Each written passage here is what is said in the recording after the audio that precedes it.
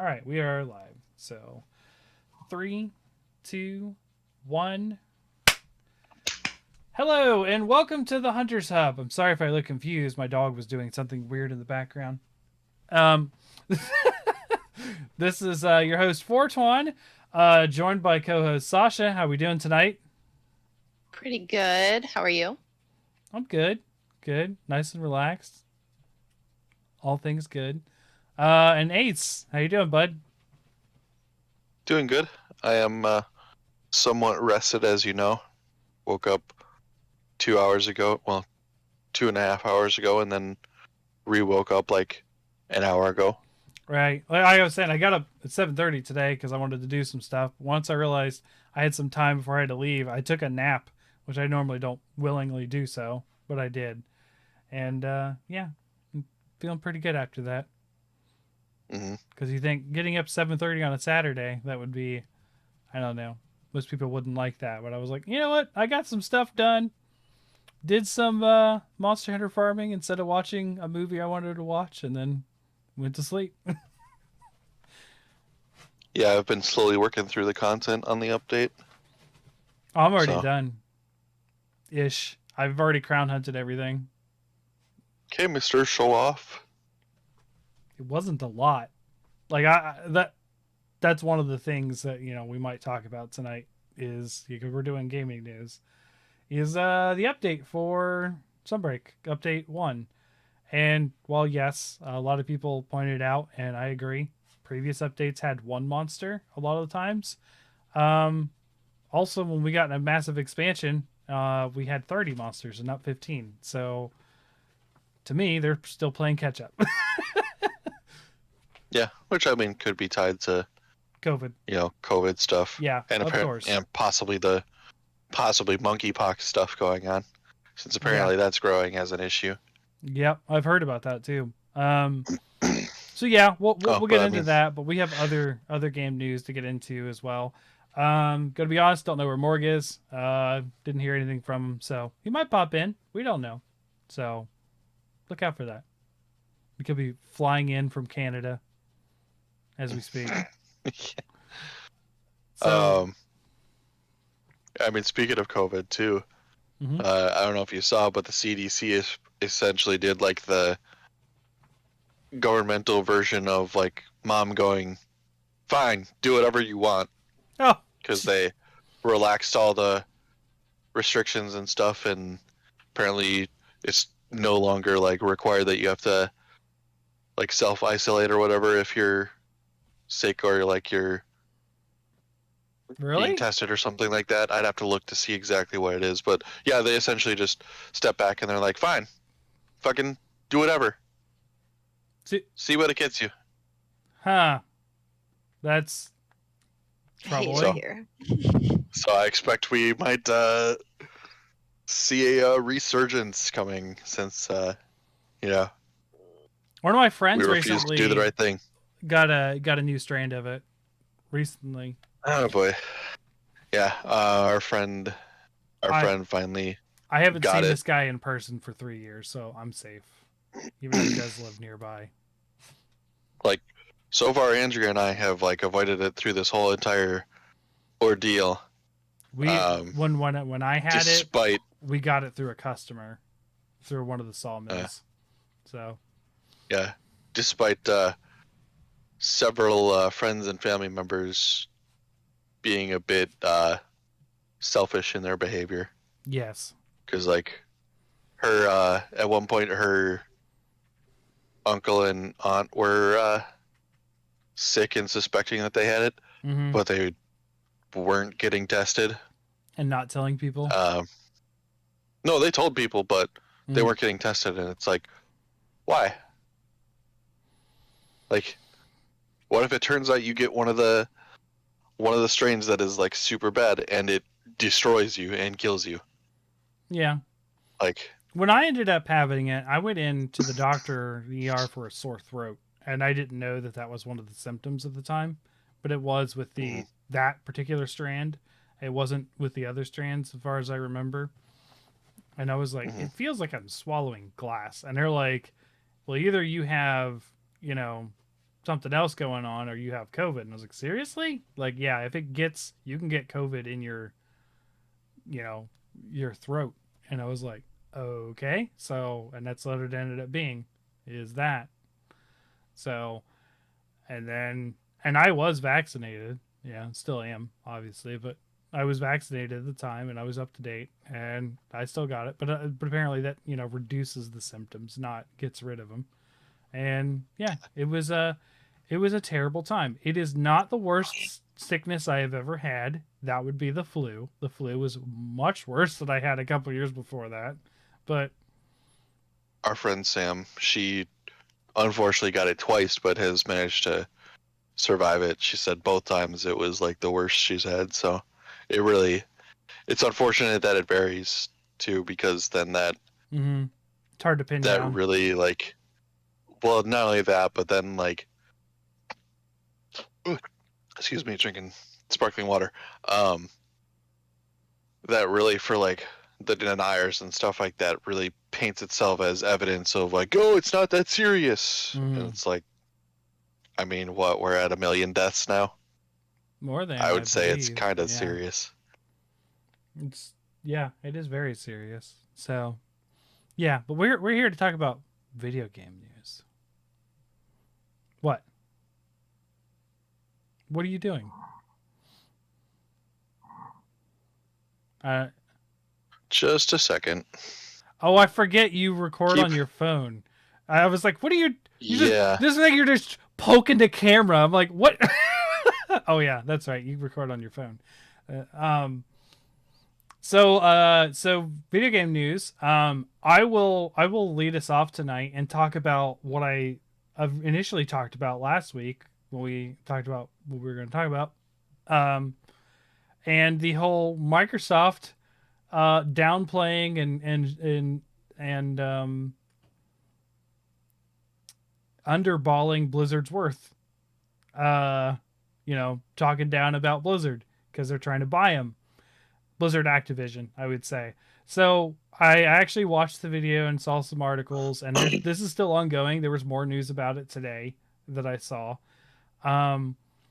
So it is still the approval for Microsoft to buy out Activision Blizzard has yet to go through. It is still under review. And Sony is making a big deal about it because Sony doesn't want the deal to go through. So, in response, Microsoft said it's basically something akin to they don't offer anything unique in the industry. Us buying them is not really that big of a deal. Wait a minute.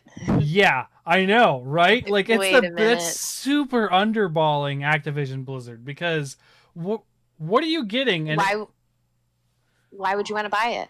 If they don't offer anything unique, why do you want to buy it? Precisely. Right. And Sony's argument is that Call of Duty is a big enough franchise that it becoming console exclusive to Xbox will actively hurt Sony. That'd be like the Bears trying to trade for Aaron Rodgers and being like, "Oh no, he's just a washed-up quarterback." Okay, then why are you trying to trade for him? Like, what the fuck do you mean he's a washed-up quarterback? Do you get that metaphor, Sasha? Because I don't. I got it. Okay. Yeah. He's our quarterback in Green Bay. Okay. And like Chicago is like a rival of ours, so. Gotcha. Paying it through that lens, and like Aaron Rodgers has been one of the better reviewed quarterbacks in the NFL. Sure. For the last several years. I don't know. Otherwise, the only one I know, Tom Brady. I know exactly 2 quarterbacks in the history, and that is Peyton Manning and Dan Marino.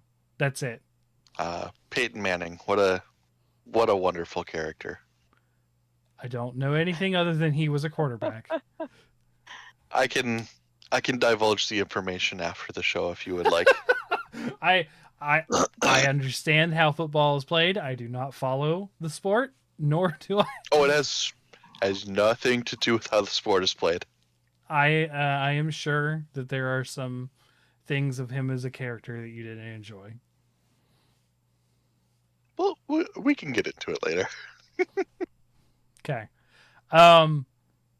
So yeah, so they're super underballing the idea of buying Activision Blizzard, despite the enormous amount of money that they're trying to buy them for.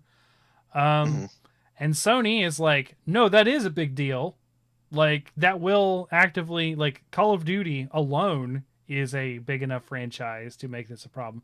But like, if just either or Activision or Blizzard has IPs that are insanely good to have, right?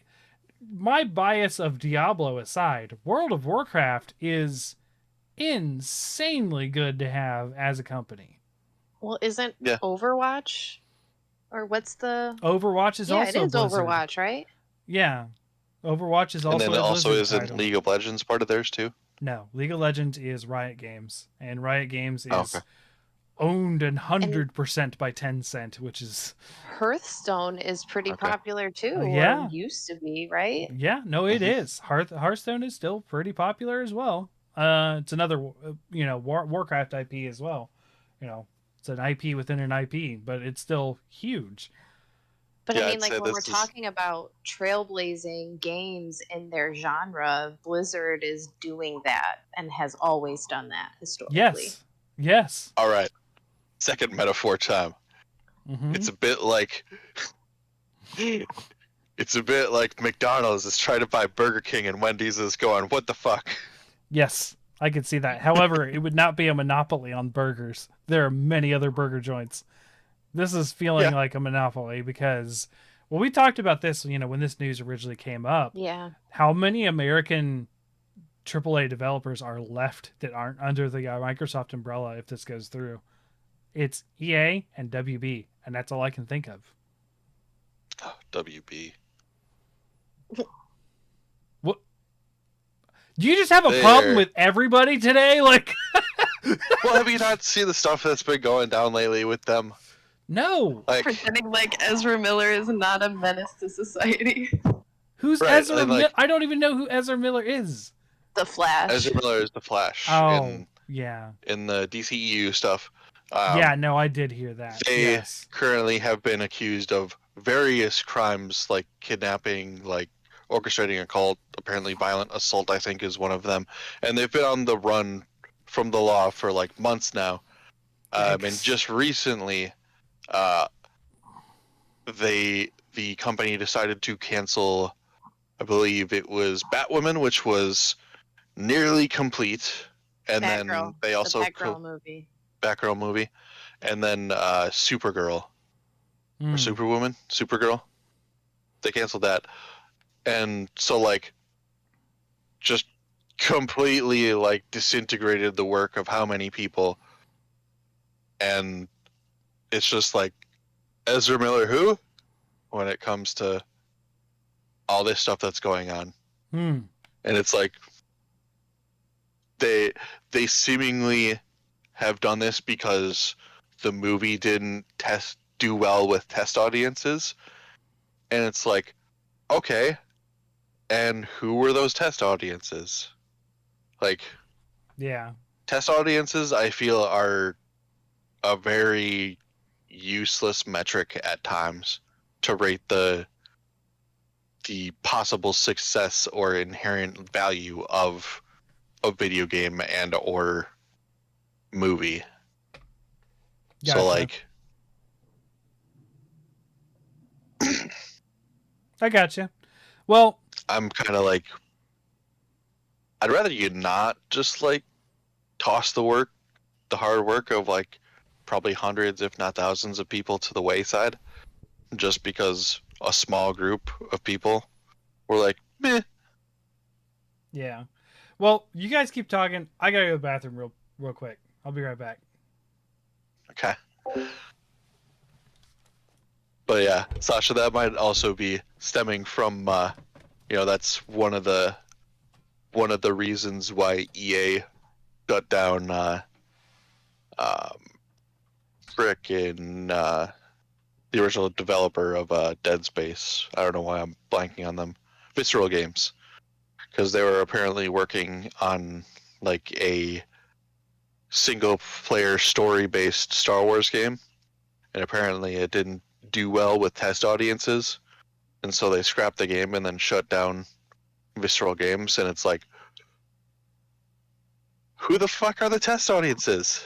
Like, I feel like that's such a waste and misuse of resources, because you're right, it's got to be like thousands of people. So I rolled credits on Tiny Tina, and it painstakingly took forever for it to roll through all the credits, even in super speed, because it was just thousands of people working on one game. mm-hmm. One game. Like, so how many people in a movie? How many people on that? Who are the test audiences? Like, are they comprised of like fans of the series? Have you checked to see if these fans are like gatekeepers of it sticking 100% to the comics and stuff like that? Like, what metric? Why are you using like a random assortment of people as a metric for the game? Why not just, or the movie? Why not just make the game or the movie?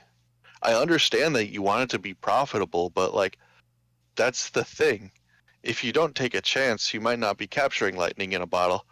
And if you just put out something that flops, okay, lesson learned. Like, I wonder if they're trying to avoid things like being a joke, like the Morbius movie. I mean, like could it, in my eyes, possibly be that bad? In my eyes, I don't know if this Batgirl movie was supposed to connect to like the TV shows, or if it's supposed to connect to the cinematic universe. But if it's supposed to connect to the cinematic universe, then they're further shooting themselves in the foot, in my opinion, because they've been a joke. Because they have not put in the legwork like Marvel did with the whole entire Infinity Saga. They're just trying to achieve the success without putting in any of the legwork. I feel like what they're avoiding is the enormous pressure that went into when they announced Wonder Woman.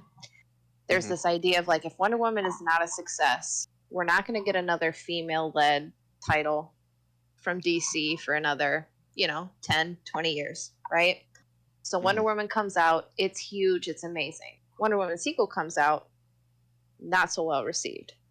So then we do test audiences again for Batgirl. Is it going to be bad that they're avoiding dropping it so that we don't lose this opportunity for a more diverse leading cast, rather than it just being another Batman reboot? Here's another Superman movie. Here's another Batman movie.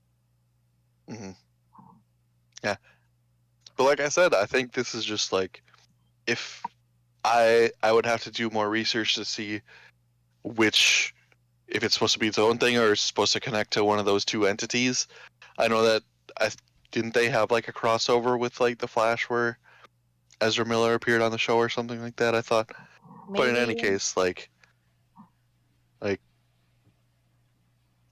think it's just doing a disservice to what they're trying to do in the first place, which is be successful and to I just think they don't know what their tone is. They haven't been able to identify that like consistently between each one of these like individual movies, TV shows. They're all tonally very different. And then how do you bring that all together? Like, I think the only way you can really compare that is in Marvel. Think about like how poorly received Thor 2 was. Like, thematically so much different than the other like movies, even across the different franchises within Marvel up to that point. You mean like Morg's favorite Thor movie? Well, I mean, Dark World is also one of my favorites, but okay. I really like Ragnarok. But anyway, I think that the problem in DC is everything is totally different. Everything is. So even if you have a crossover, like, it feels a little bit more like Super Smash Brothers than, Avengers. Yeah. Right. Sorry about that. Sort of to reiterate for it, I was saying them canceling the Batgirl movie and Supergirl movies is doing a disservice to them and the goals they're trying to achieve, because whether it connects to the shows Mhm. or to the DCEU, especially if it connects to the DCEU, they're doing a disservice to that end and trying to get that to be successful. Because as I've stated since it began, like, they have not put in the legwork that Marvel did with their Infinity Saga. Like, No. they have not laid the groundwork for all these different characters and all these different, you know, communities and backgrounds to tie in together and to come together to face Darkseid and stuff like that. And it's I a feel lot like that's the sloppier. problem. I think that's the problem is that in DC, I guess there are some big storylines in the source material that Oh, yeah. include people like Justice League, right? But I just feel like Marvel has a lot more options in their source material to have this kind of epic weaving of the story to come to this point where, like, Mhm. as a DC fan, I was never into Superman. So this whole like Darkseid being our penultimate bad guy is, yeah, okay, whatever. Yeah. It's whatever to me. I would rather see something like Death in the Family put on screen in an epic weaving of like, here we're gonna follow Batgirl for a little bit so that we can get invested in her, so that when what happens in Death in the Family happens, it hits, it punches. I think they do very well with the sort of short movies they do. There's a lot of them on Netflix. Like the Like Killing, the animateds. yeah, Yeah. the Killing Yeah.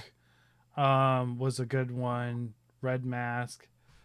Yeah, I've always felt that the animated movies from DC are far better than the live action ones.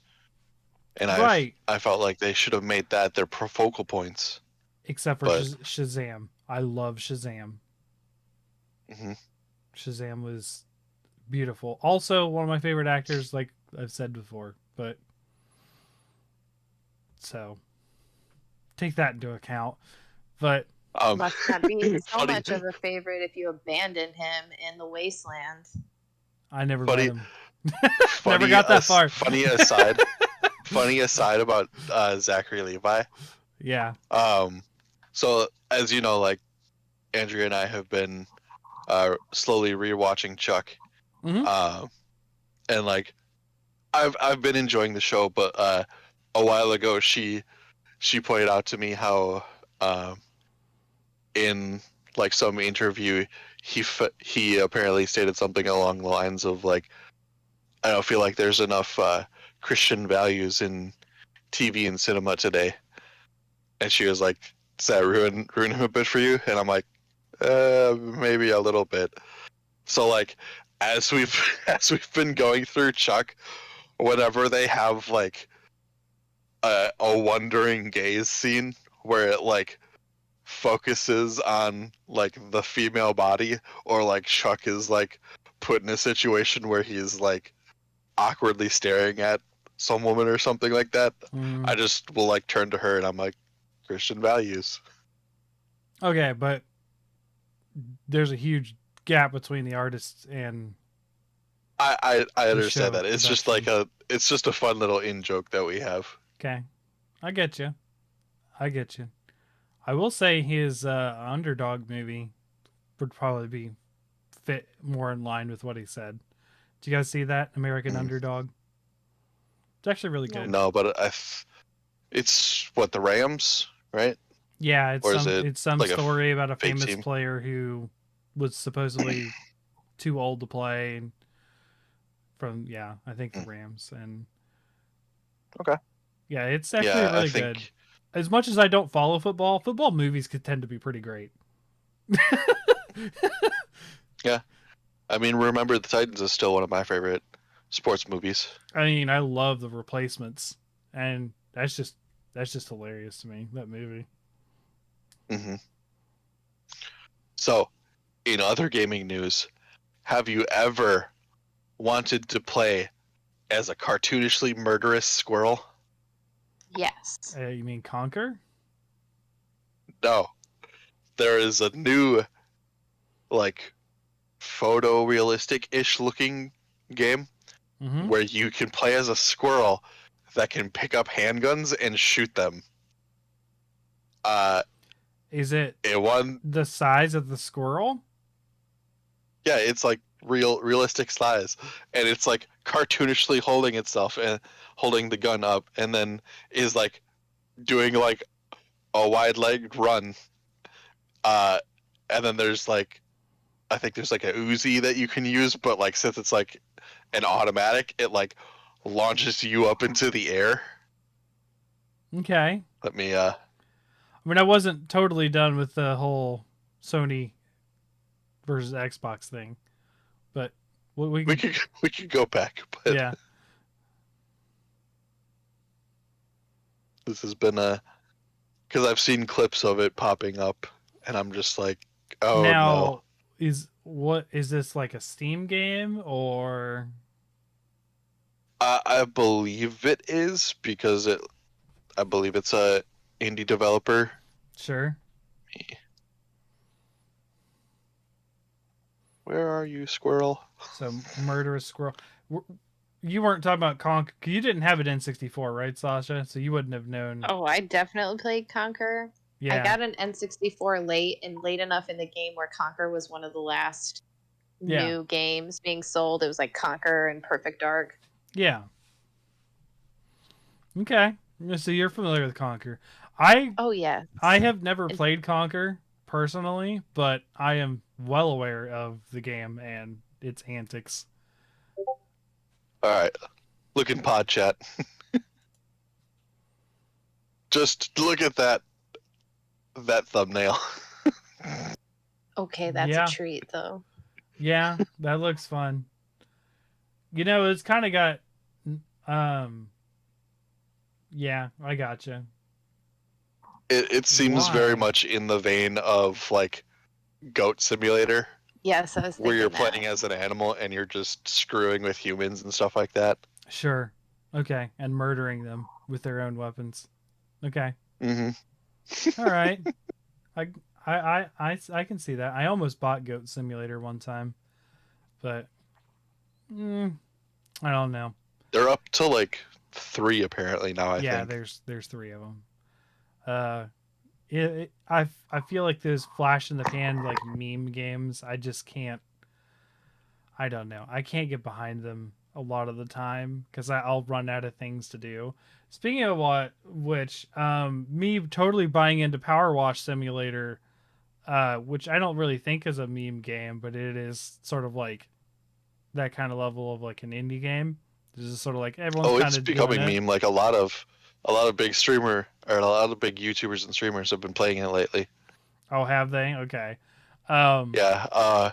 Markiplier recently played it with Ethan from Crank Gameplays, who he did Unis Honest with, and he sort of did it as like a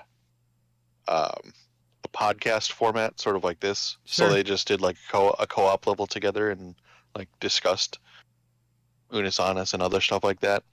So that's pretty cool. I finished the game. I entirely beat the campaign mode of Power Wash Simulator, and that screenshot of it just in a neighborhood like that kind of reminded me of that game. Because like again, it was just a nice stress relief game. That game got weird. I'm gonna tell you right now, it got weird. So they try to like they put in like these text messages you're getting, and it'll be like you got a new job or whatever. So you'll see text messages from the customers, and they're like, "It looks so great," da da da.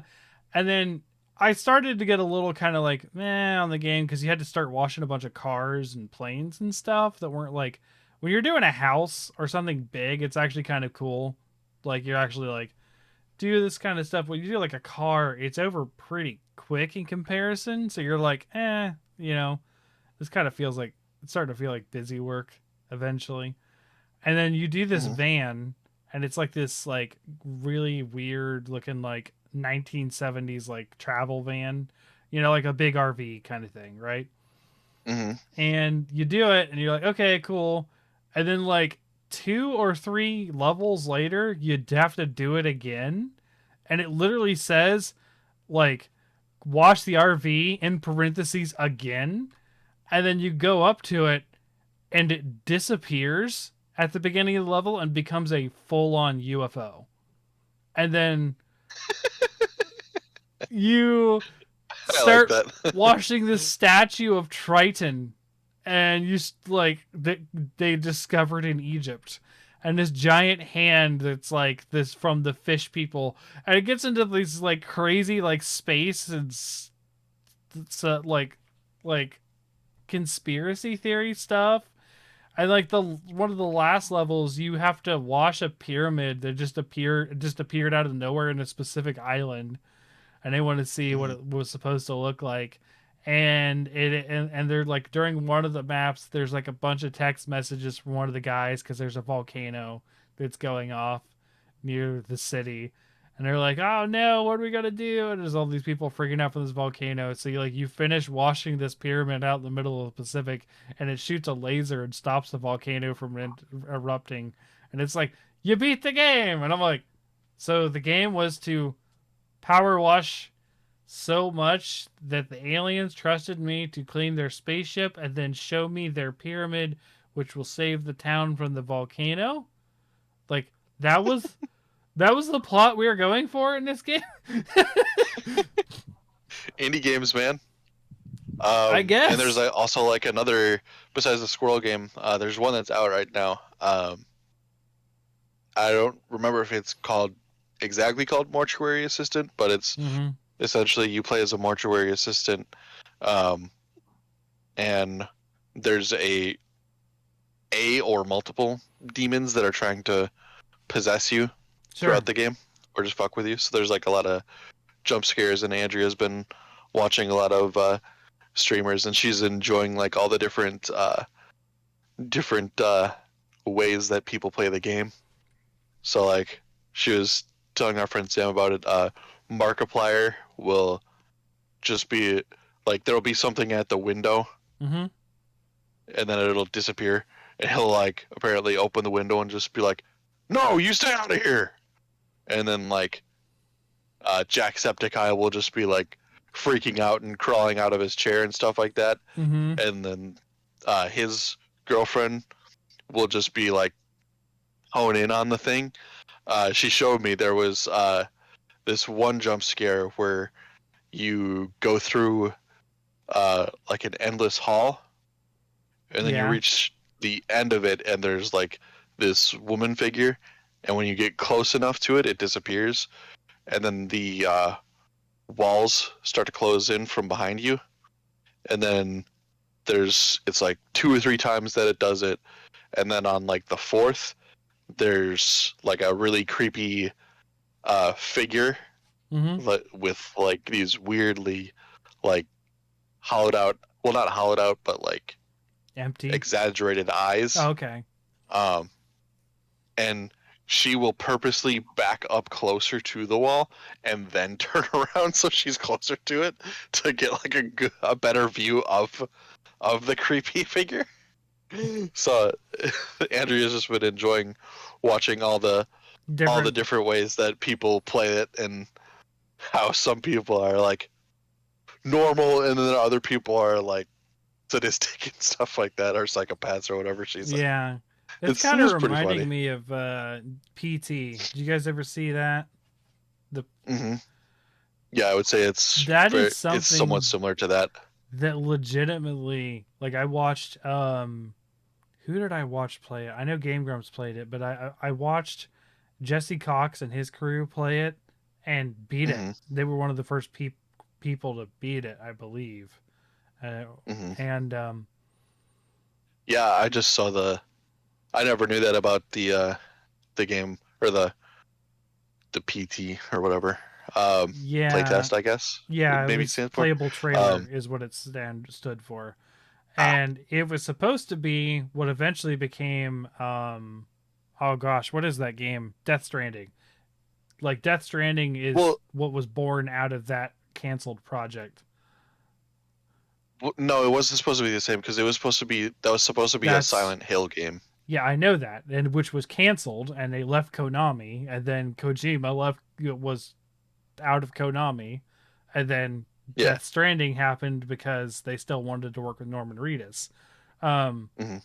So PT, being what it was, is actually a super creepy thing. And Sasha, if you want to say a super creepy game, because it's hard, you can't get a hold of this game hardly. It's one of those abandonware things. Like, you have to have downloaded it at the time because there's no way to get it because, well, Konami.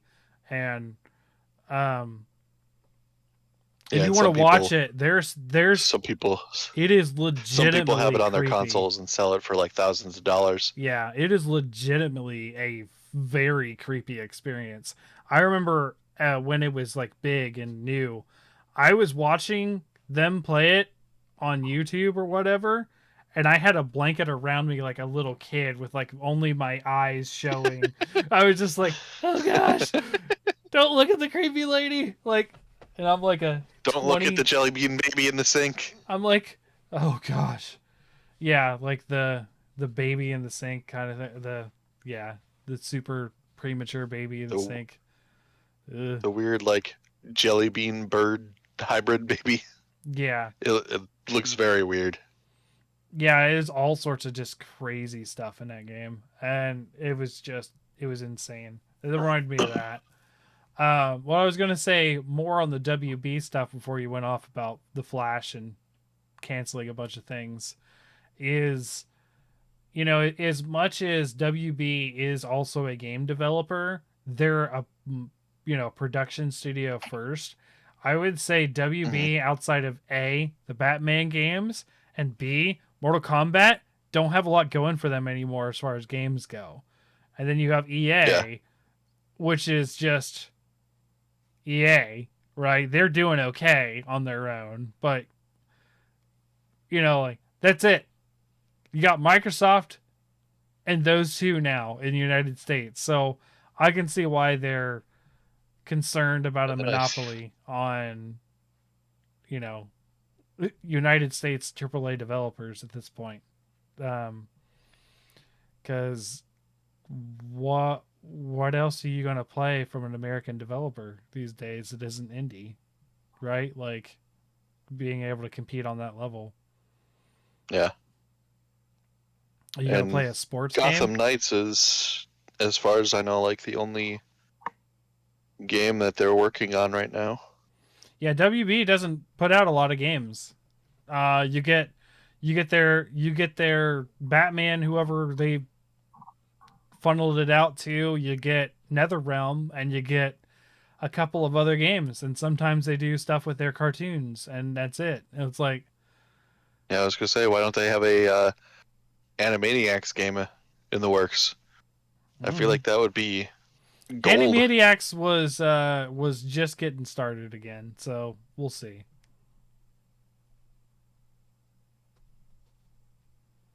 How do you envision an Animaniacs game being? Like Smash Brothers? Like Mario Party? Like what? Could be that. It could be like Pinky and the Brain actually achieve some of their plans to like conquer the world, and the Animaniacs have to try and stop them. Yeah, in their cartoonish ways. You could make a Telltale game of the Animaniacs where they're just like trying to convince the guard to let them out of the tower.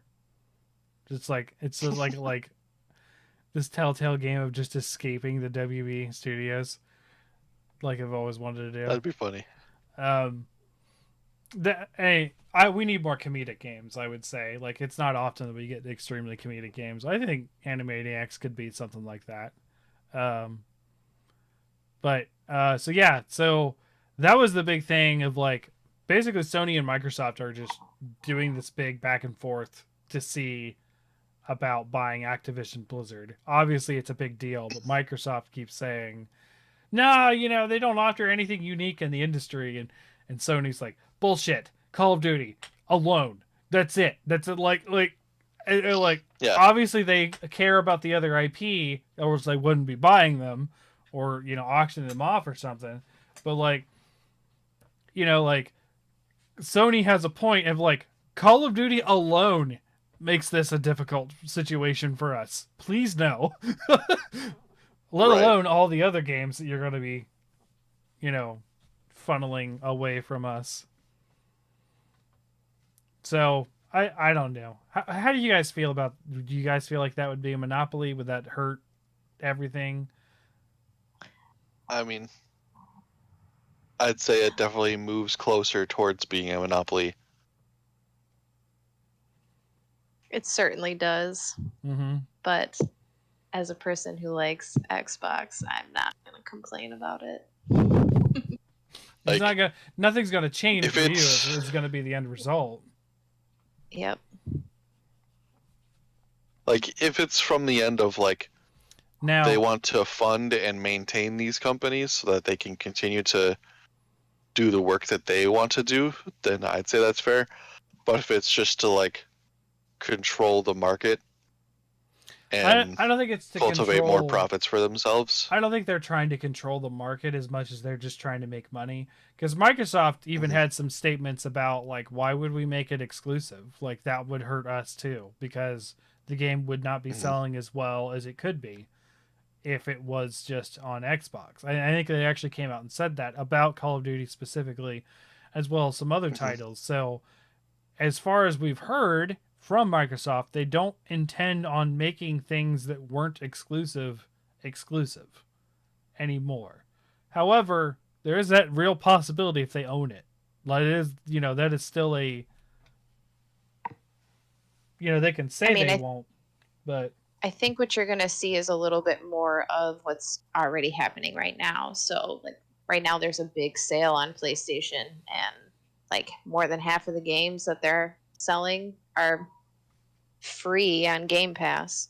yeah. So I think it's just going to be that, yeah, you can get it on the other consoles, but it's going to be more economical to be an Xbox owner. Right. And there was a bit of slinging towards Sony from Microsoft as well. Over the revamp of their version of Game Pass. No, they accused Sony of buying or bribing companies to keep games off of Game Pass. So they're accusing Sony of direct tampering. Mm.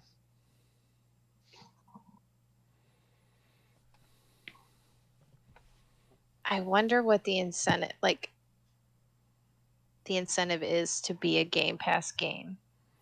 Because I've read that it's not super lucrative for streaming stuff, like music streaming. It's like nths of a penny that you're earning for each play of a song.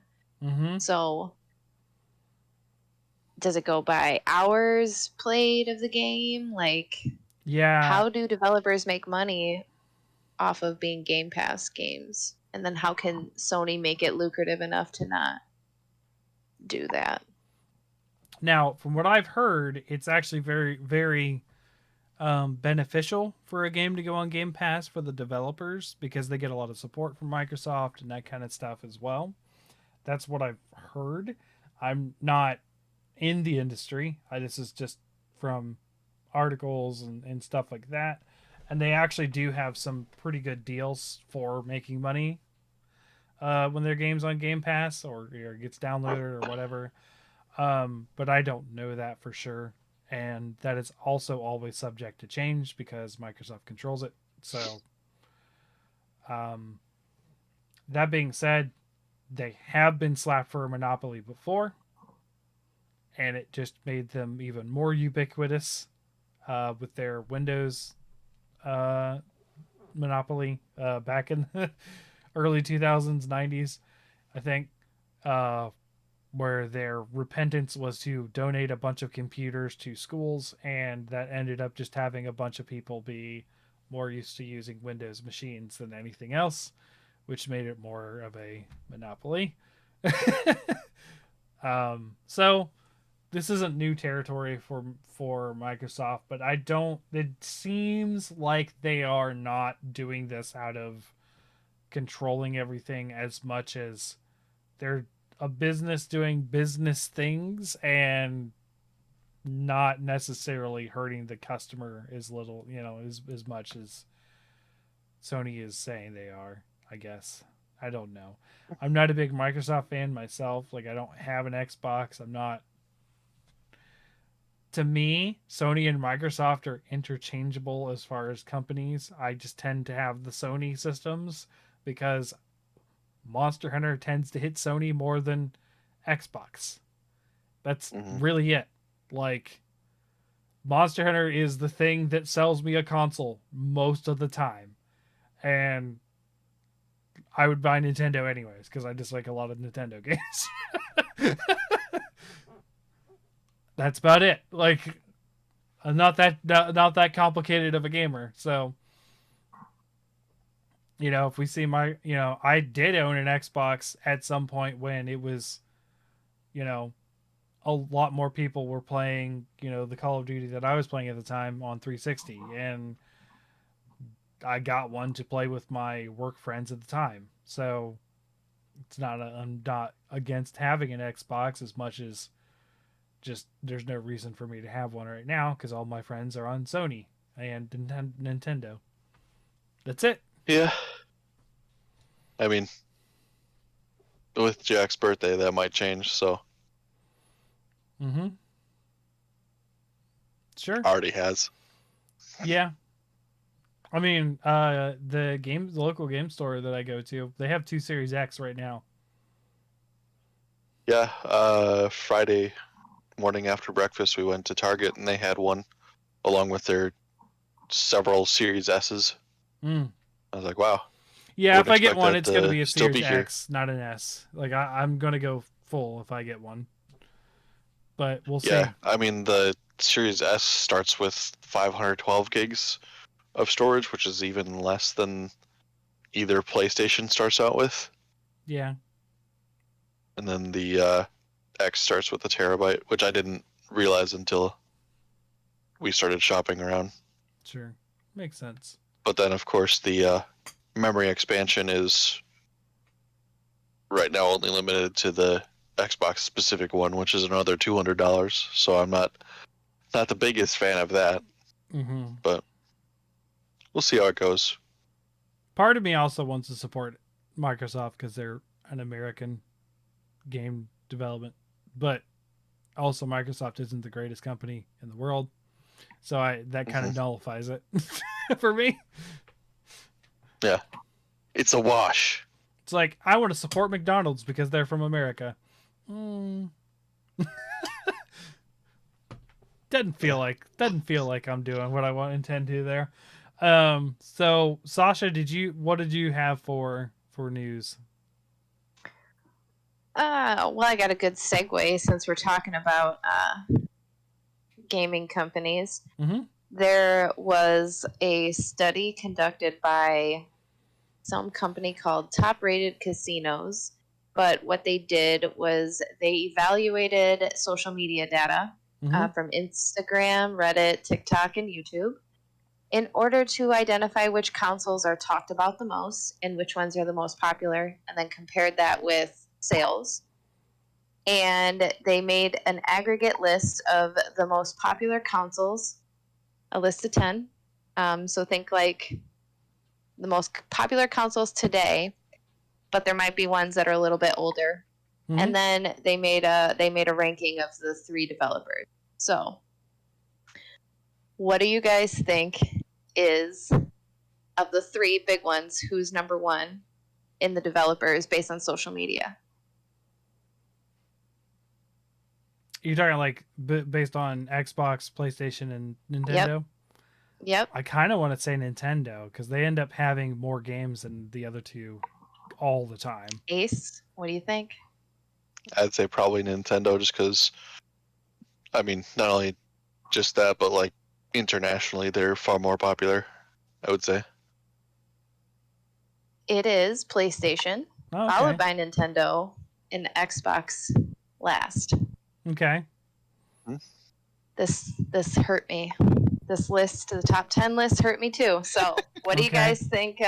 What do you guys think number one is of the most popular console today based on social media? I want to Switch. say Switch, but this is making me think it's going to be PS5. So I'll say PS5. Switch, then PS5. No, no. PS5 and Switch are both in the top 5. They are not number one though. Okay. Number one is the PS4. Oh. Yeah. Okay. Yeah. PS5 came in at 3. Okay. Switch at 4. Mm-hmm. What's number 2? What do you guys think? The Wii U. No, probably. It's not the Wii U, that's for sure. It would probably be Wii U's 3DS. on the list. Wii U's on the list. Wii U ranked at 6. Ooh, that's not bad. Wait, hang on. No, I was wrong. Hold on. Wait. 7. Sorry, 7. That's still not bad. Yeah, it shouldn't Considering be what in a the failure top that 10. was considered to be. If it should have sold a hell of a lot better if it was in the top 10.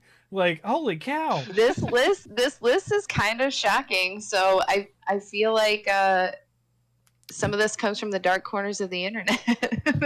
Well, I think I'm I just think gonna for it, you've throw also a got to mild- consider aftermarket Yeah, because there's a lot of like purchasing going on right now. Oh, my that buddy, is essentially what they're talking about. Is Yeah.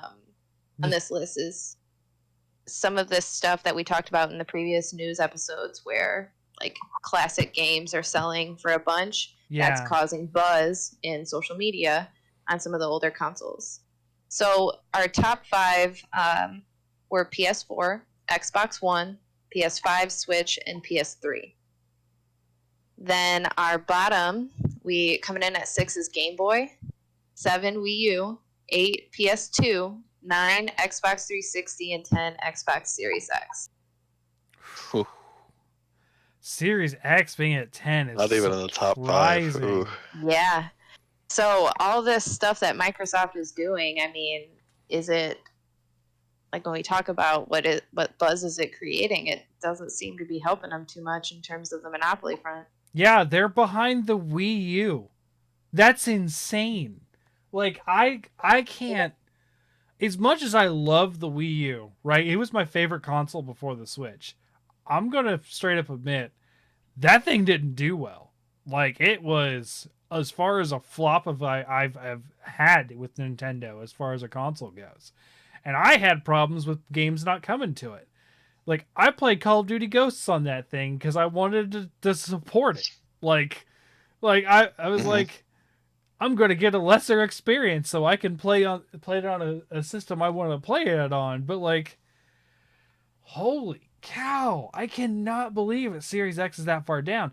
Now I bet you it's availability problems. I bet you that's why Yes. PS5 is also further down the list than I would have expected. But The PS4 is just way more accessible. When we Yeah. think about like what people were doing during quarantine, they were playing PS4s and Switches. yes, and I know for a fact that Switch is outselling the other two consoles, outselling PS5 and Series X, and it's a combination of games, availability, and portability. I think is another factor. Yep. So is as much as people like to, and what's funny to me, none of those things mention Steam or any PC game. Like, Well, these are just console. just consoles. Okay, Yep. I would have said if it was platforms, I bet you Steam would have been on that list because Steam would be For considered sure. a platform.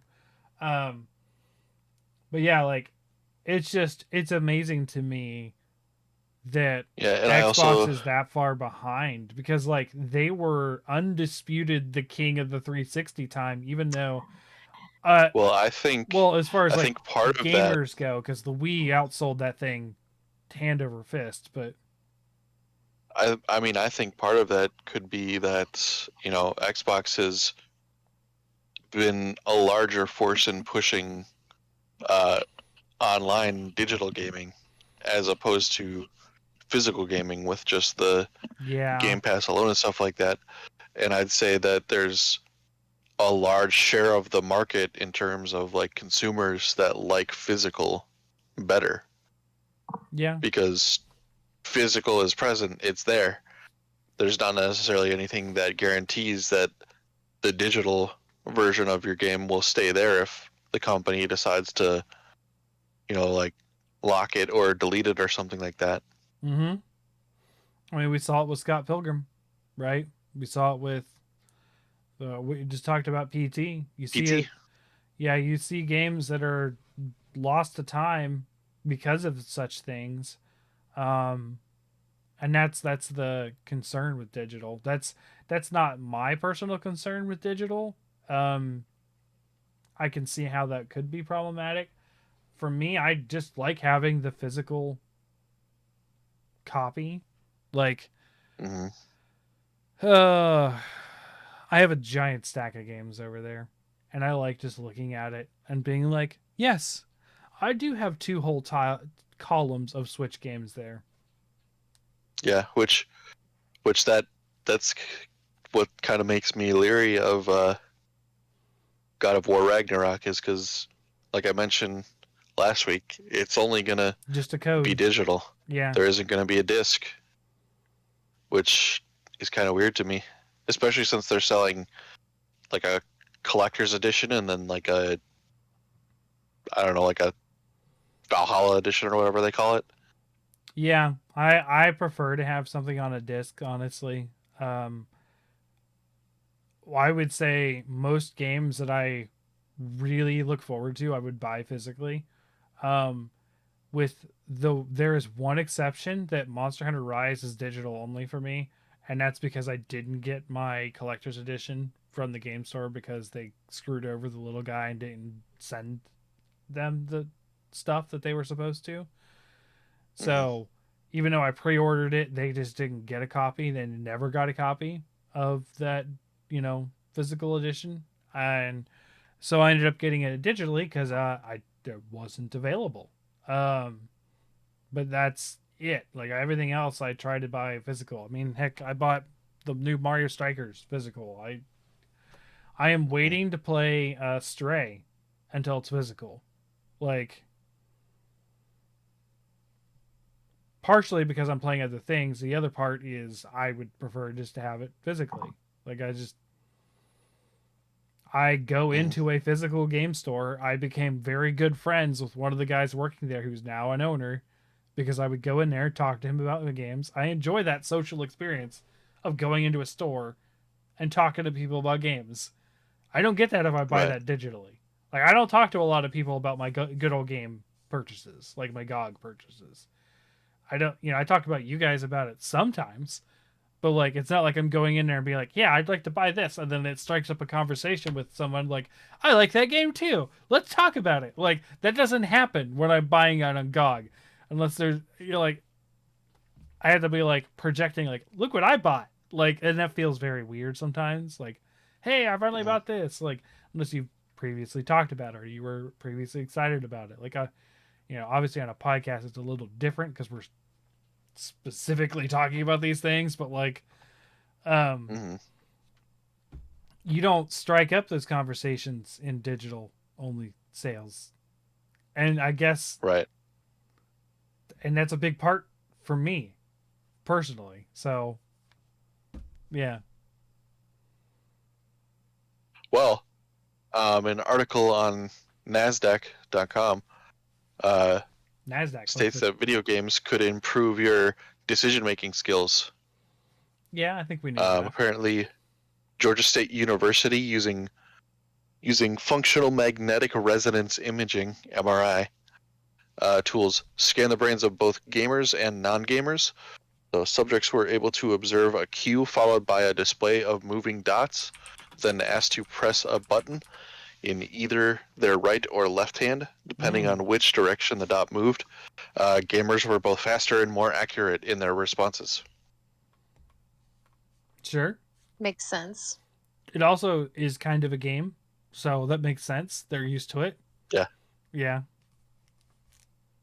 So I'm not sure if let's see. I found that that list very fascinating. So I'm still processing that. I thought you'd like that. Yeah. It also goes on to state video games build a number of soft skills that are useful in business. Researchers have found over the years.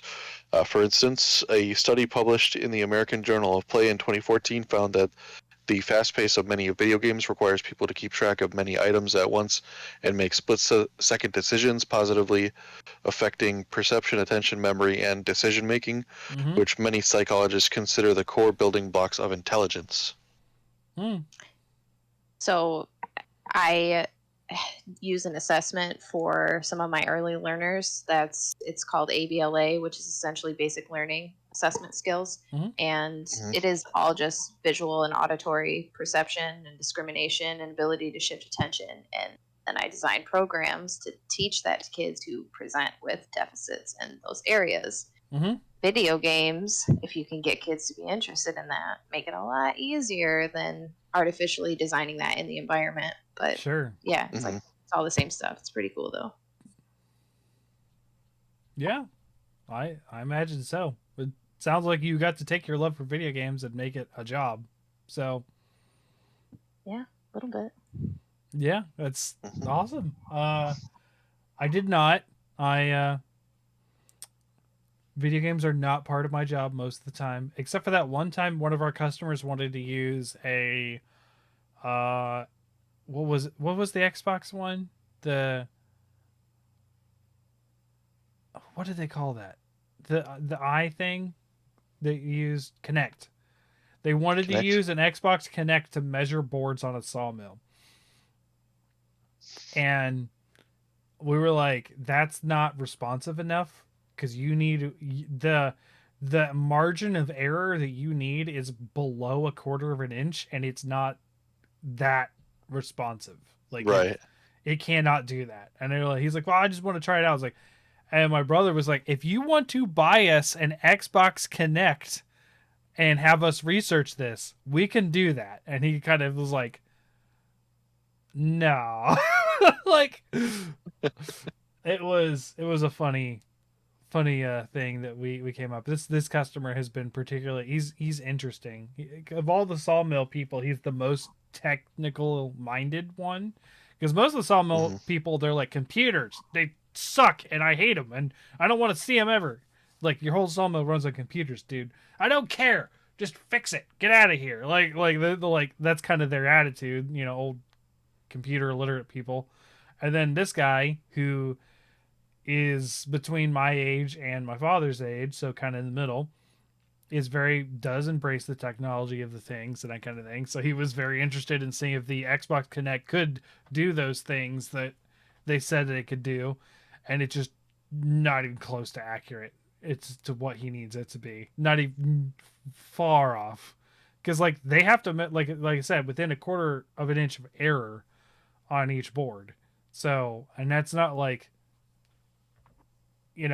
that's total. That's like not just on one cut, it's on both cuts. Like it has to be that short. So, Right. Um, and at the end of the article, they list out 3 games to help build your skills. They list Brain Age, Portal, and Civilization.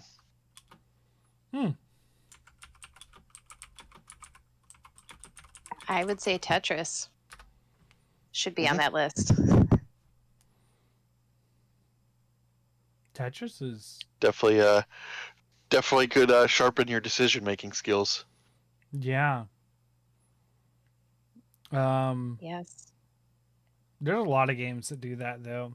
I mean, just like you think about like just management games, like in general, which is a whole freaking genre. Like Yeah, they're all designed to get more hectic, like faster. Yeah, even the more cell phone complex. games like that, like even what we Yeah. would call like oh, this I don't even like, it's just a weird stupid cell phone game. Even they do that level of like decision making. Katamari. Well, like even right now, my kid plays all these games on her Kindle that are like toddler versions of Mm-hmm. those types of games, and I'm watching her like try to keep pace with I gotta chop up this food and Mm-hmm. get it prepared the way that the baby wants it before it starts crying. And like indoctrinating them young. I have a picture of Cece playing Power Wash Simulator in this setup. You'll see it's a picture of here from behind. She's wearing a headset. She's using like the glove keyboard, and yeah, pretty good picture. I mean, Emery has beaten Kirby. She's on her own for the most part. I helped her out some, but she beat Kirby. She beat what else did she beat? She's multiple times in creative mode, but on her own beat Minecraft like multiple times. That's like her thing of like, I'm going to create a new world and kill the Ender Dragon because it's fun. And like she just, yeah, it's amazing what they can do sometimes. Cece isn't so keen on beating games as much as just playing them for a while, but Yeah, my husband learned this week that 3-year-olds are terrible partners for Lego Hobbit. Yeah, Yeah. I imagine so. I do play games with the girls sometimes. Like we play Diablo together, and they're pretty good at it. But I tried to play Baldur's Gate with Emery. That did not go well. Like she wasn't scared or anything, but there's friendly fire in that game, and she's just tossing fireballs, just panic fireball everywhere. And I was like, "Well, Emery, you managed to kill yourself and me, and none of the goblins. Good job." Awesome. Did I look cool while doing it, Dad? Sure did. No, she did this. She chucks down the controller and goes, "I hate this game. I want to play Diablo," because there's no friendly fire. So Nice. yeah, that was one of my concerns of, back to a little bit back to the buyout thing. Is Diablo is something the girls and I enjoy together sometimes, and if it's Xbox only, well, not doing it on my PS5. I'd have to get an Xbox if I did that. But Probably not, because the other thing Xbox has been doing is they're getting quite an expansive catalog for PC Game Pass. So I feel like if it ended up being exclusive to Microsoft, it's going to be a Game Pass PC game. Yeah. Unfortunately, whenever this deal goes through, they put out an email. The Blizzard launcher will cease to exist, and if all your games will be ported to Steam. And I was like, "Are you kidding me?" Because this already happened with the Bethesda launcher. Like, I don't want things on Steam. I don't, and they're all getting ported to Steam. Because Steam is like, well, yeah, you can totally bring them over here. Ha ha ha. Like, I'm like, damn you, Steam. Damn you. Stop taking the games I want to play. Oh, man. I did find some other stuff but it was all like the Microsoft versus Sony stuff, because that was like most of the game news that I caught. So, is there anything else that you guys both did some studies today? That's kind of cool. Yeah. PlayStation has a new smartphone controller cradle thing that they're coming out with for remote play that I'm interested in, but I need them to come out with an Android version, not just a freaking iPhone version. Fair. Yeah, as an Android user, I would agree. No, just come to the dark side. Stop hurting the people you love with your Android. Sasha, you remember the whole put little emojis? Andrea. Put the little emojis on the message, and then it comes back as a text in a group text. So my mom has now discovered how to put emojis on her iPhone stuff, and she has group text with me, my brother, and my dad. So you get a text that says, "Mom reacted, Mom liked, Mom loved." Yes. Mom questioned. And everyone gets it. Everyone gets it. And and Chance's like, why does it do that? It's like, oh, Sasha told me about this on the podcast. It's because I have an Android and you guys have iPhone. He's like, why would you do that? It's like, because I want an Android. And I don't care how many messages you get. It's actually annoys Chance more than me. They're like, I don't care how many extra messages I get. I'm not getting an iPhone. It's not happening. So yeah, that did come up. I saw a new game that was announced with the THQ Nordic Showcase that I got really excited about. They had a showcase? I didn't even know they did. Yes, I they would have 100% did. watched that. Holy cow. Well, you should check it out because I think that there's a few games that they announced that you might be interested in. I mean, but the one that I was excited about is called Recreation, like car recreation, like Burnout type car recreation. Okay.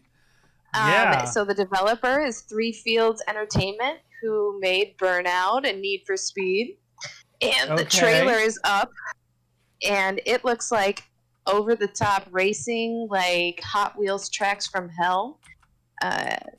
Looks really, really cool. I don't think I even have words to express how awesome the trailer was, but it's the first racing game in a while that I've been very, very excited about, and it will probably be a day one purchase. I'm playing the trailer right now on silent to see so it doesn't pop up on the podcast.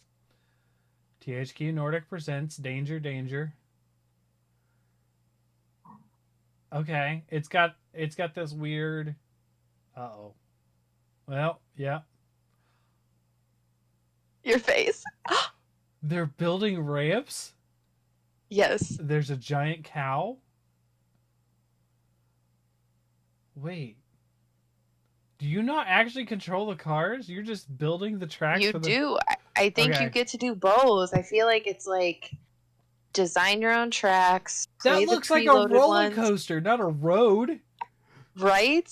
Holy cow. Oh. Oh no. I'm in. I have not seen any gameplay yet, and I am in.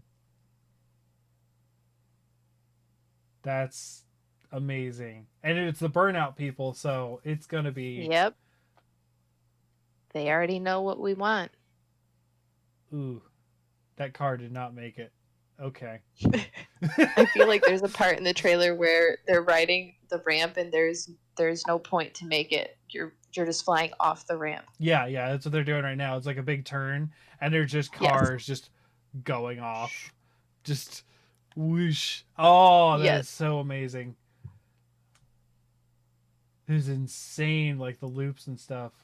Okay, and it shows you actually playing after that. Okay. That's really cool. It showed up as an Xbox trailer because this is actually the Xbox channel that's showing it off right now. So, but yeah, THQ Nordic. Okay. I was incorrect. What? It's not by PlayStation, but they have a PlayStation edition. It's called the Backbone one. I'm just saying it's on the Xbox. The announcement trailer I found was on the Xbox channel. I'm talking about the controller thingy for smartphones. Okay. THQ Nordic Showcase. I gotta watch this tonight because they have so many IPs that I really care about. Yeah, when I was reading over the list, I thought that this would come up tonight because it's an hour. A lot of these games sound up your alley. It's an hour long. Holy cow. Okay. August 12th. What? That was yesterday. How did I miss this? I feel ashamed. I'm gonna watch that today. Cause they got Titan Quest, they've got Kingdoms of Amalur, which did that expansion come out? I don't know if it did or not. I think it did. It came out with the re-reckoning or whatever they called. Well, they announced it with Re-Reckoning. I don't know if the expansion came out. I have it. I pre-ordered it. I don't know.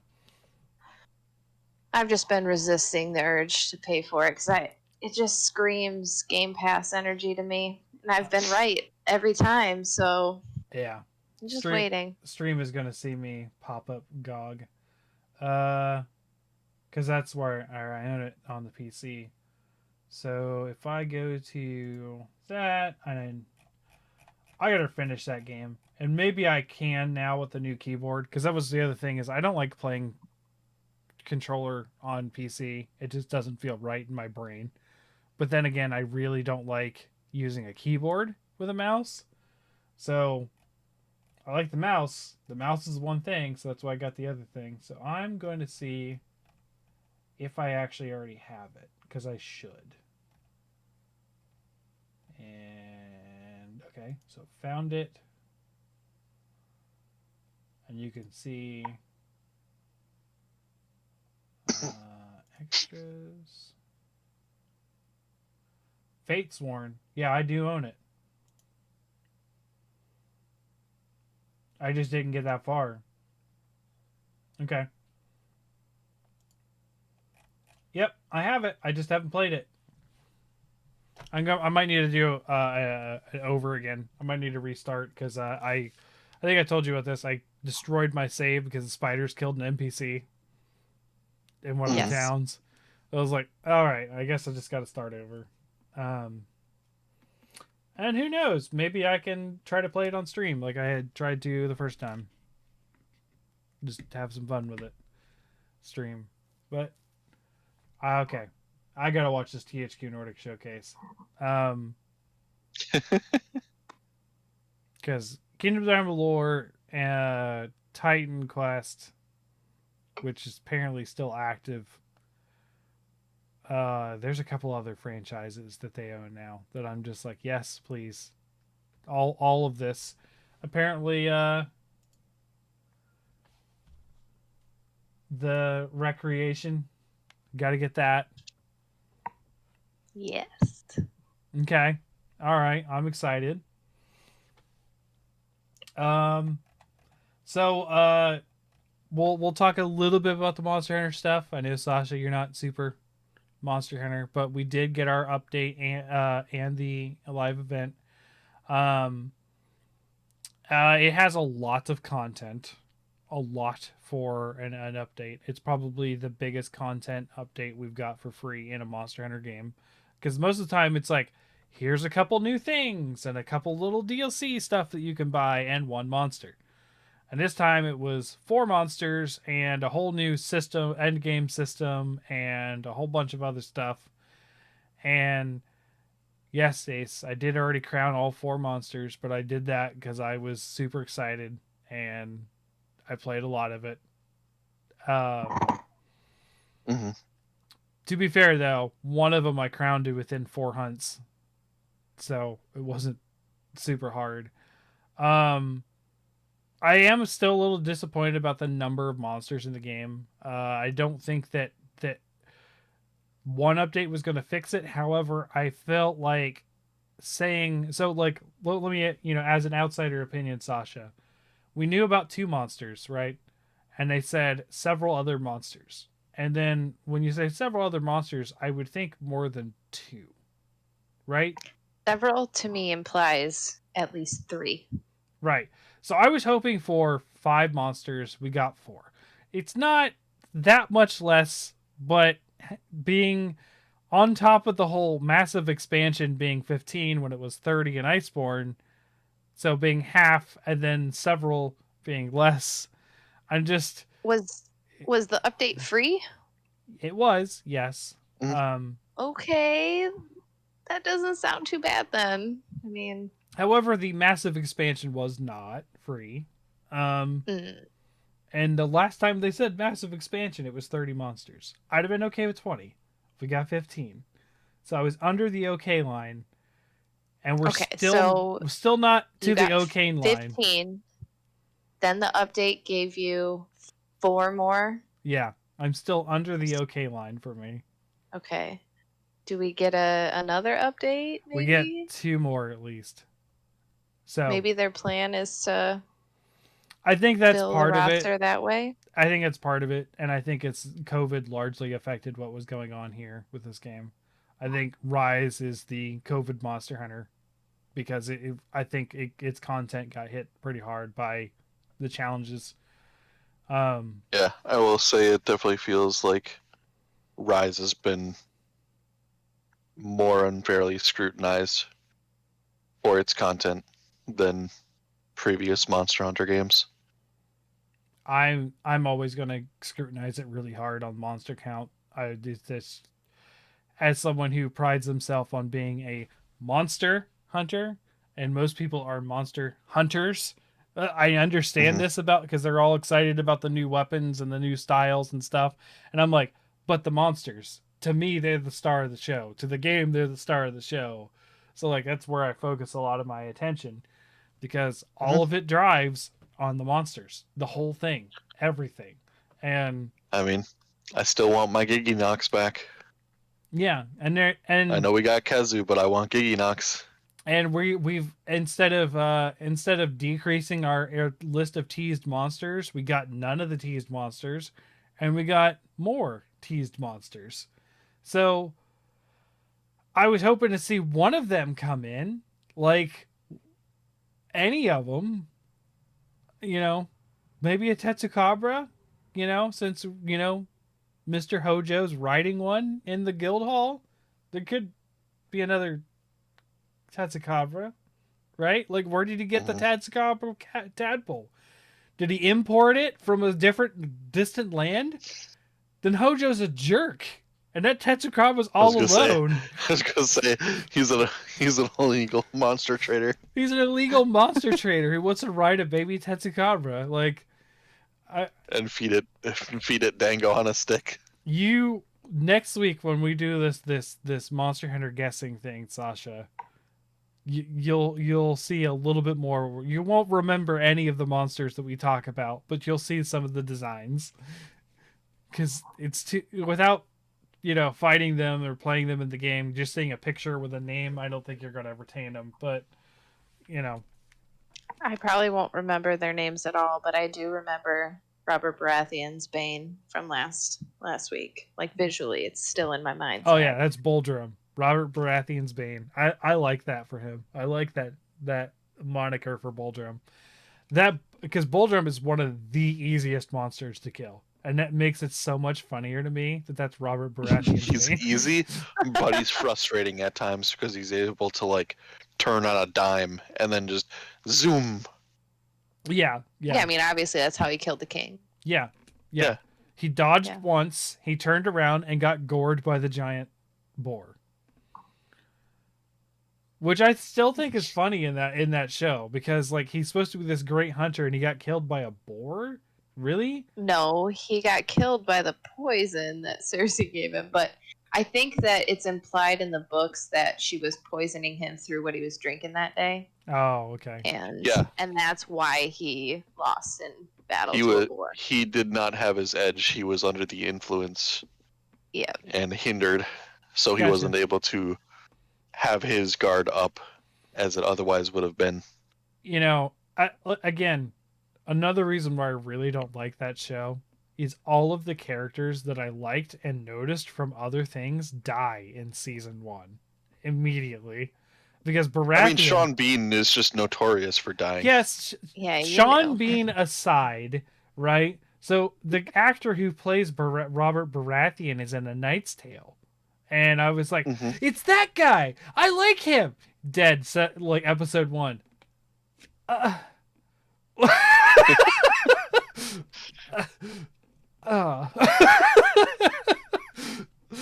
happened to me a lot. You want to talk about characters you love dying, you should get into The Walking Dead. I told you why I won't watch that. It's human drama. I know it's human drama. I've seen the first 2 episodes. I don't care about human drama. It's why I'm also not watching whatever show you were talking about. Love is blind. Yes, never once. Like I said, I don't watch that. I watch that vicariously through content creators. I'm not saying that you do. I'm saying it is human drama, and I am not interested, especially artificial human drama. Well, yeah, I mean, well, maybe not artificial, maybe purposely No, set I up think or it's staged. scripted. Yeah. Yeah, for sure, scripted. Okay, even if Scripted it's or not, highly manipulated. even if it's not Mhm. antagonized human drama, not a fan. I mean, as someone who is currently having to get a lawyer, I'm just done with human drama. Fair enough. Like I don't you know, I had a meeting with him yesterday, the lawyer, to sort of go over our case or whatever. And he comes on. We had a Zoom meeting, so he sent me a link and stuff. And apparently, I had a Zoom account set up for this computer already. I didn't know because I was like, when have I ever used Zoom? Like, it's like a work business thing. I don't, we don't use that. It's like corporate office stuff. And up comes my camera, and in the bottom you can see here you can see your name, and instead of saying my name, it said Celinda, which is my daughter. I was like, oh, now I know why I used Zoom on this before. Cece used it for a class, online class once. So he's like, why does your name say Celinda? I was like, it's my daughter's name. I felt like an old computer guy's like, I couldn't figure out how to get it off, so I'm just Celinda today. And the lawyer was funny to me because he apologized for being in street clothes during the meeting, and I was like, why would I care if you're wearing a suit during a Zoom call? Yeah, that's the thing about like professionalism in the workplace versus professionalism while working at home. Mm-hmm. I feel like there definitely needs to be more leeway, but like some people have taken it to the extreme with all the blooper or like mistake compilations of like people getting up and they have like the top half of their suit on, but then they're like just in their boxers and socks on the lower half. And then there's been like the few that like think the meeting is over and don't realize that you have to physically close and exit out of the call, and then they start getting down to some personal business, and people have to like frantically call them to be like, "You're still on, you dumbass."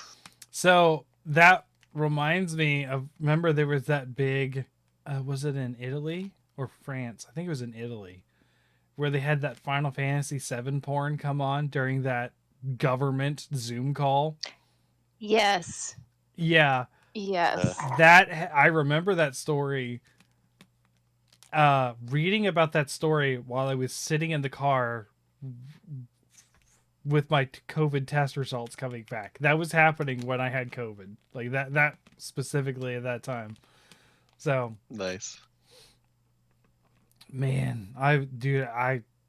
Orange juice and cough syrup were my friends during that time. So I got off. That really threw me off track. So the digital event. So we saw some of the stuff coming in the Monster Hunter stuff. I've played a lot of it. Having played more of the investigation stuff, I really enjoy it more. Have you done some of the investigations, Ace? I have not yet. Okay. It is like investigations from World and Iceborne. You literally get in, like, investigations, Sasha, are random quests. They have random modifiers and actually add a lot of content to the game, because you're not just like, do quest done, do quest done, do quest done, and it puts a little check mark on it.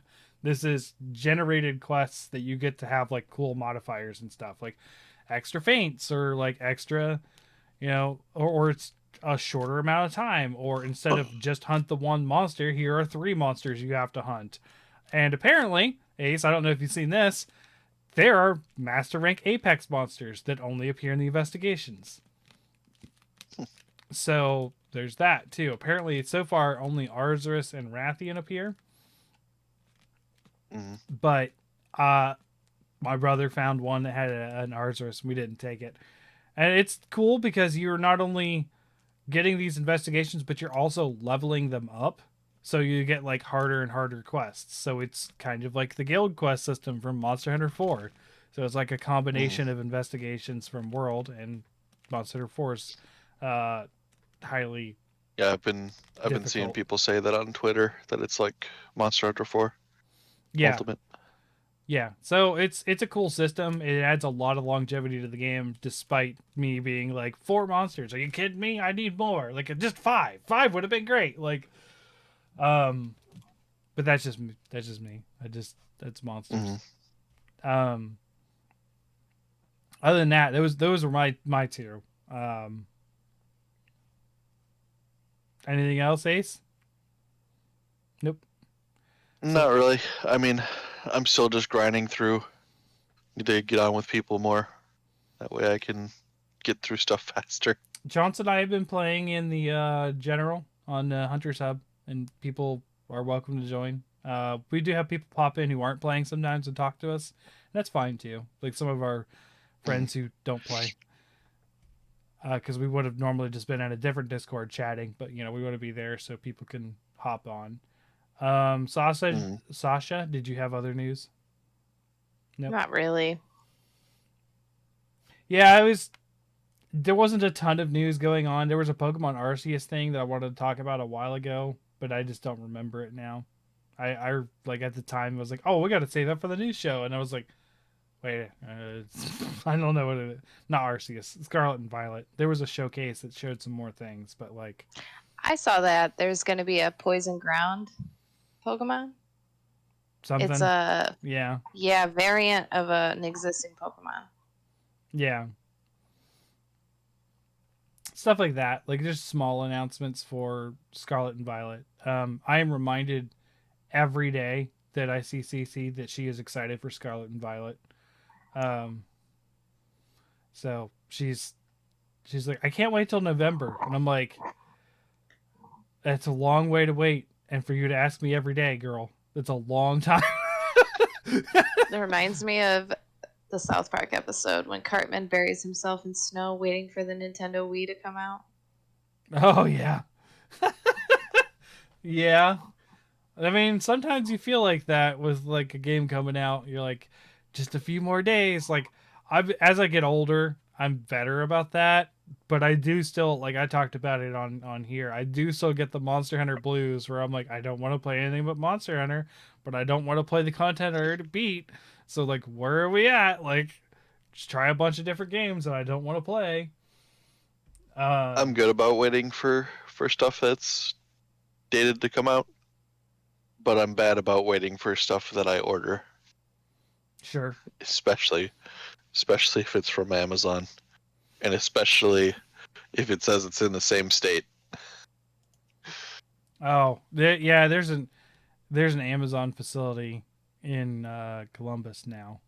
They did, I don't know if we had one in Ohio before, but it's fairly new, and they process a lot of orders.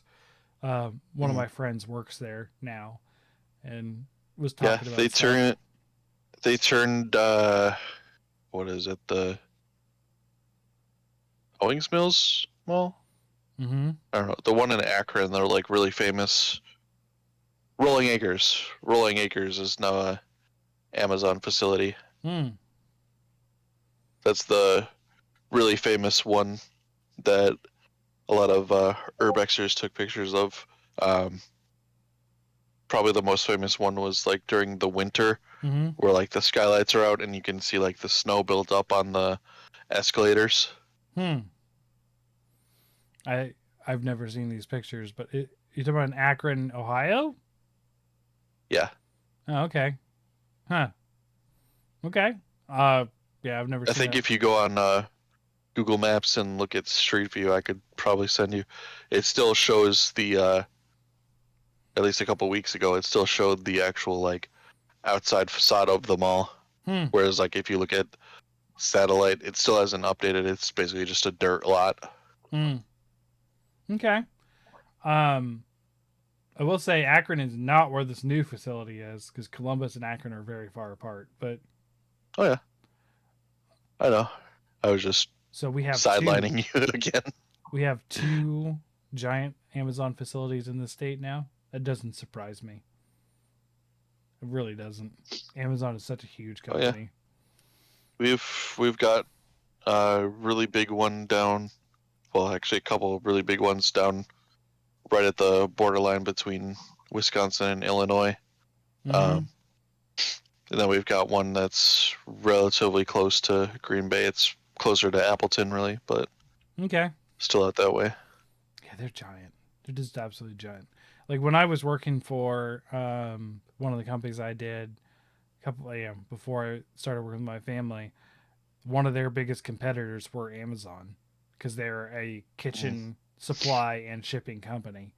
And Amazon was just beating them hand over fist on everything. And it's just like, what are we going to do? Like, how can we? So, like, they were going for quality over quantity kind of stuff. And, like, even then, they were just not able to compete. Yeah, that's the thing. Whew, big companies.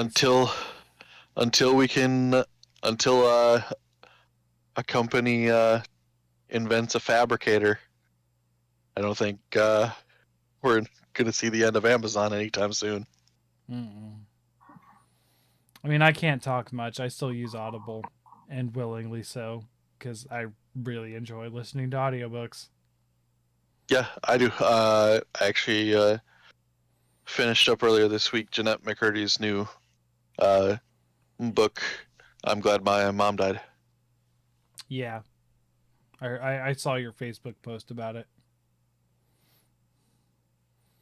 Yeah, a lot of manipulation and emotional abuse Mm-hmm. from not just her mom but like her grandmother too. Yeah, I mean, Um, that stuff goes through a family. It certainly does.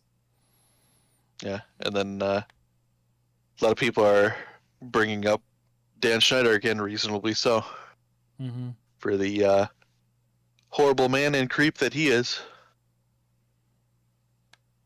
How do you do this? How do you bring this stuff on the podcast every time? How do you do it? I mean, it just happens, I guess.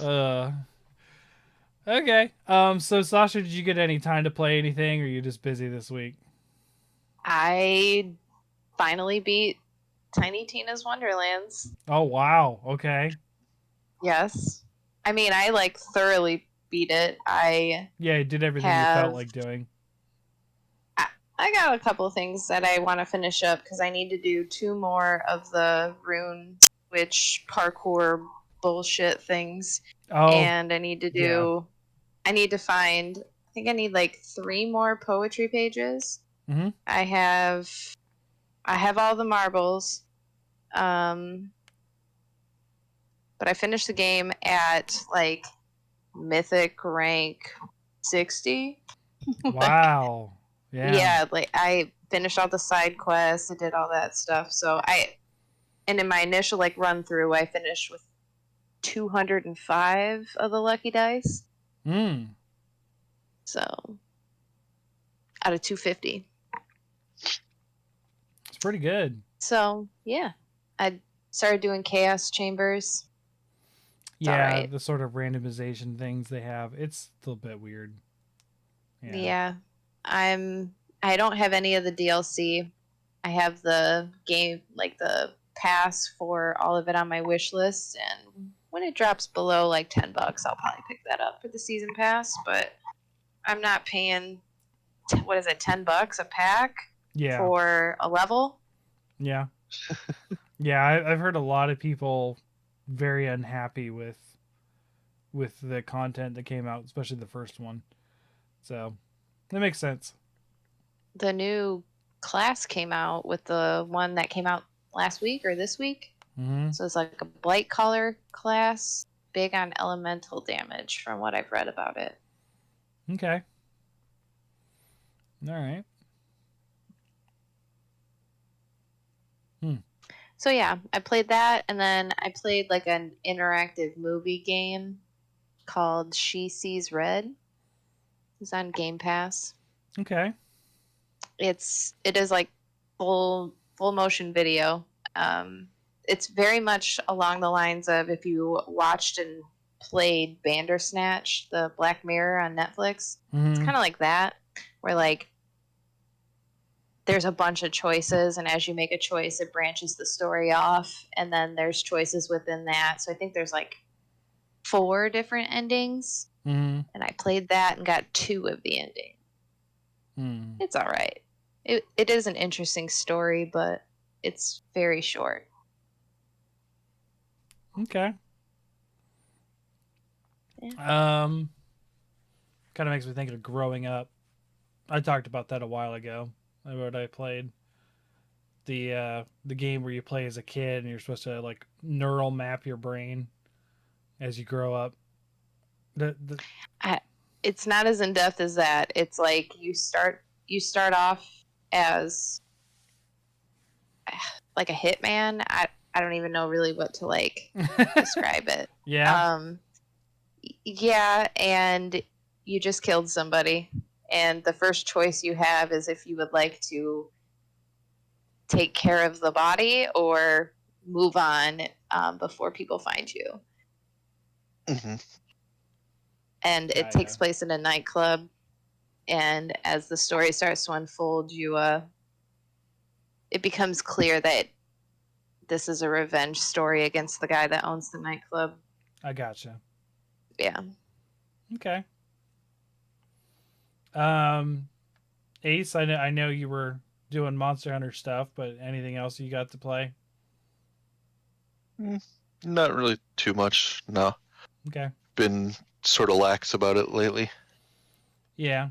For me, it was a lot of Monster Hunter and a lot of Power Wash, and I talked about the end of that crazy game. That it's weird because it's not like exciting. It's just like, oh, I'm washing a spaceship now. That's weird.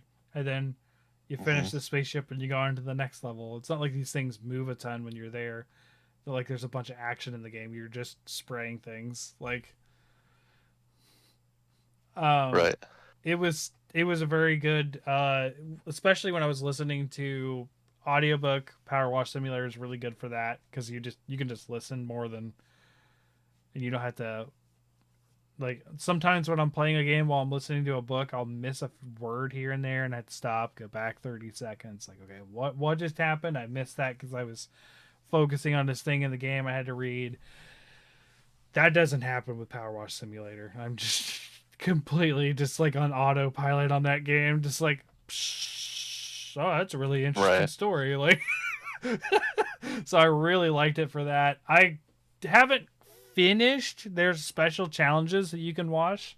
Like, you get to watch the Mars rover as one of the challenge levels. Um,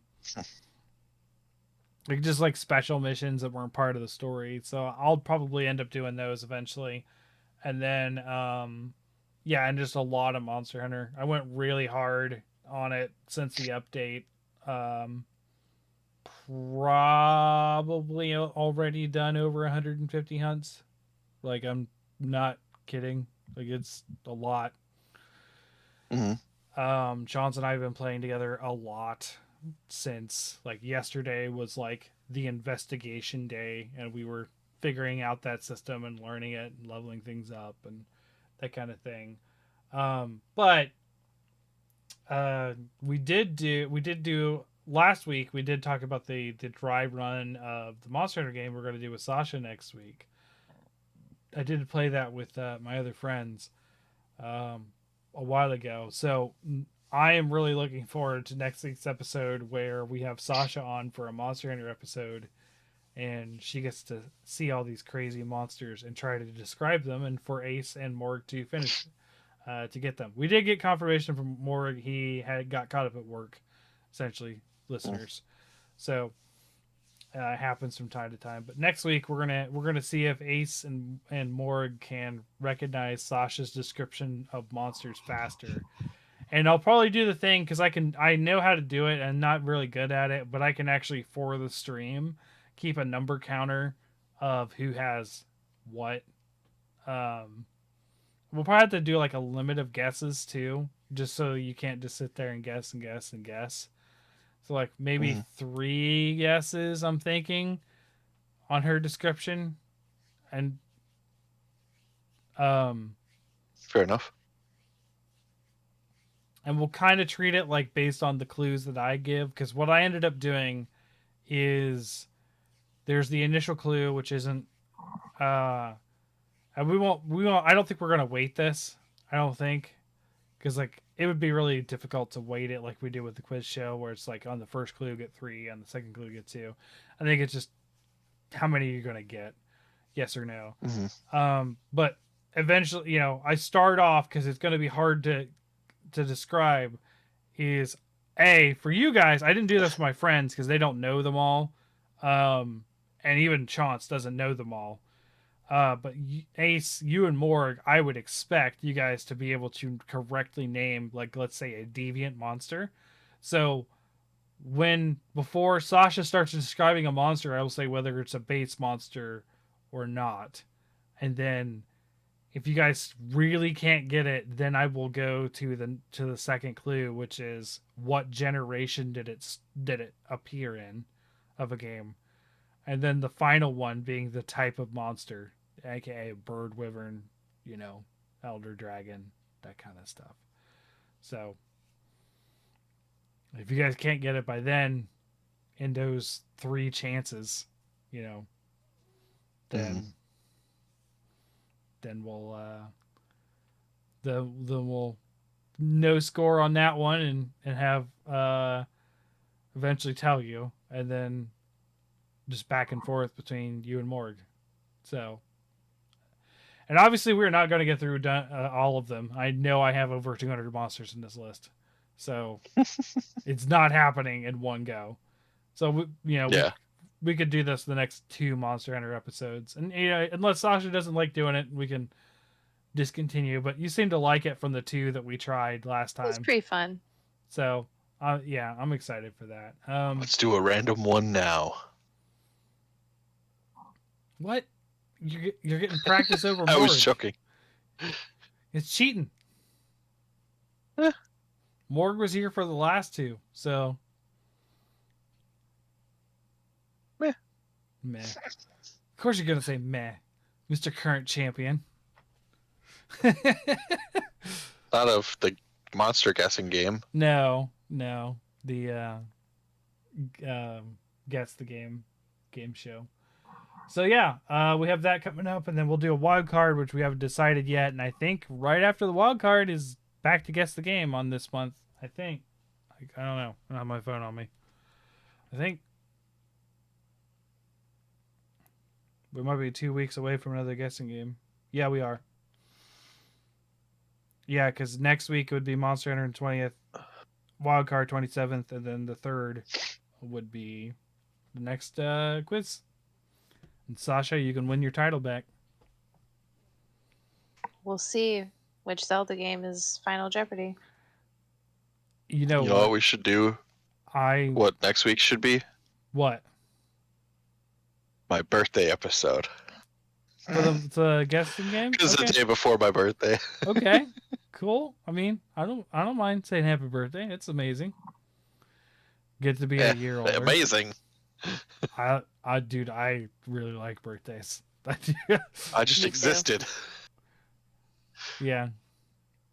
Okay, but we get to celebrate that you're our friend and alive.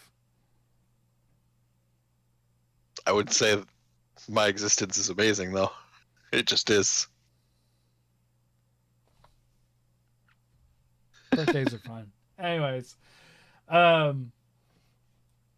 so yeah, I think we'll wrap it up here tonight. And then we'll catch you guys next week with the Monster Hunter episode. So, thanks everyone for watching or listening. We will, if you guys want to keep up with the show, follow me at Hunters Hub Pod on Twitter. And of course, to join the Discord as well. So that's where Sasha and Morg are. If you guys want to interact with them or me, I'm on there quite a bit. You can even get my elusive brother Chauncey on the Discord because he is a fellow moderator and watches it for people doing bad things sometimes, which we haven't had in a long time. Although there was some messages that were unexplained. I figured Ace or someone would question it, but it was actually one of our friends who just didn't feel like, talking in text. He was just showing us pictures of his trailer he's making on the general chat. It's like, oh, okay, cool. We were talking in the voice chat because he popped in and he showed me the pictures. So if you want to follow Ace at Ace Badger Gaming on Twitter, can find a variety of things between gaming, politics, anger ranting at the Everse. Yeah. Warner Brothers? Yeah. Warner Brothers. Yeah. I'm just a grab bag of various topics. Mm-hmm. Yeah, you're mostly going to find Monster Hunter stuff on mine. That's about what I do lately.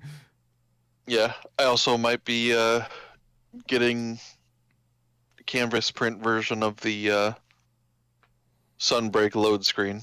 Oh, we'll see. Yeah, the scroll. Yeah, the side scroll. Because people finally put that together. I was waiting on it because I got one for Rise. I've seen one that is the shortened version that doesn't have Geismagorm. Are you getting the one with the Geismagorm on it or no?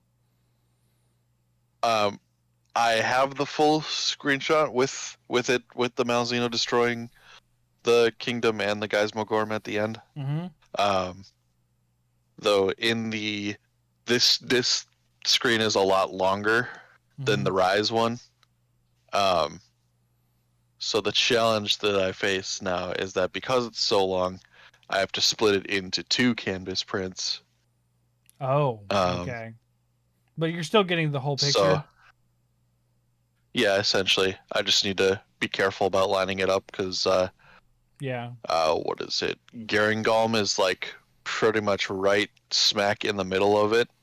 Yeah, I could see how that would be. With trying to do it on the site, it's kind of difficult to line it up exactly with how he is. Have you seen the playmat that I have? So, magic and that kind of stuff, right? I have a playmat that I got with Aephless Cosme, the artist. With his permission, I made a card playmat out of his stuff. Have you seen that picture? Because I spliced it together out of his work. I don't think so. I'm going to put this in the general. I have a Magic the Gathering playmat that is Batman underwater on top of a shark about to stab it with a lightsaber. Nice. So I was like, that seems like my style for Magic the Gathering. Let's do it. Yeah. Mine, I call it WUBRG and Monster Hunter because WUBRG is the order of Magic. White, blue, black, red, green. So, and I specifically got his permission to do that, and he actually gave me the high res versions to do that. So it's got his signature at the bottom right. And that is my playmat that I use for Magic and that kind of stuff. So I like it. There we go. Thanks everyone for tuning in, and we'll catch you next time. Bye-bye. Bye.